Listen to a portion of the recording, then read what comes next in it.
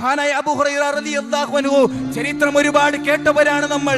ഇസ്ലാമിന് വേണ്ടി ജീവിതം മാറ്റിവെച്ച മഹാനായ സ്വഹാബി വര്യൻ പലപ്പോഴും രാത്രിയെ 3 ഭാഗമാക്കി തിരിച്ചു.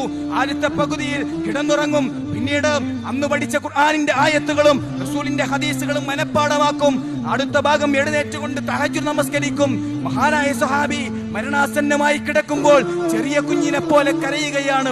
ദുനിയാവിന്റെ വിഷയത്തിലല്ല കരച്ചിൽ, എന്റെ മരണത്തിന് ശേഷം എന്റെ മക്കളുടെ അവസ്ഥ എന്ത്, അതിനു വേണ്ടിയിട്ടല്ല കരച്ചിൽ, എന്റെ സ്വത്ത് എങ്ങനെ വീതിക്കും, അതല്ല അദ്ദേഹത്തിന്റെ സങ്കടം.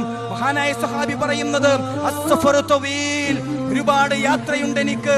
ഖബറും കടന്ന് മഹ്ശറും കടന്ന് വിചാരണക്ക് നിൽക്കുന്ന ദിവസവും കടന്ന് സ്വർഗ നരകത്തിലേക്ക് ആളുകളെ വേർതിരിക്കുന്ന ഒരു ദിവസത്തിലേക്കുള്ള യാത്രയിലാണ് ഞാൻ. പക്ഷേ കൈകളിൽ പാതയങ്ങളില്ല, എന്റെ കൈകളിൽ അമലുകളില്ല.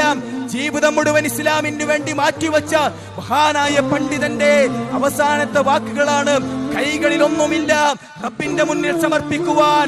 അല്ലയോ അബൂ ഹുറൈറ, 60 വർഷം 50 വർഷം എന്റെ വായു ശ്വസിച്ച്, എന്റെ വെള്ളം കുടിച്ച്, എന്റെ അനുഗ്രഹങ്ങളെല്ലാം നുകർന്നു ജീവിച്ചിട്ട് പകരമെന്തു നൽകിയടോ എന്നെന്റെ റബ്ബ് ചോദിച്ചാൽ എന്റെ കൈകളിൽ ഒന്നുമില്ല എന്ന ചോദ്യമാണ് അദ്ദേഹത്തെ കരയിപ്പിച്ചതെങ്കിൽ ചിന്തിക്കുക സഹോദരന്മാരെ, എന്തുണ്ട് കൈകളിൽ, എന്തുണ്ട് കൈകളിൽ? ജീവിതത്തിന്റെ പിന്നാമ്പുറങ്ങളിലേക്ക് തിരിഞ്ഞു നോക്കുമ്പോൾ ഒരു പുഴുക്കുത്തരിക്കുന്ന നിമിഷങ്ങളല്ലാതെ, അശ്ലീലതകളും തോന്നിവാസങ്ങളുമല്ലാതെ എന്തുണ്ട് നമ്മുടെ കൈകളിൽ?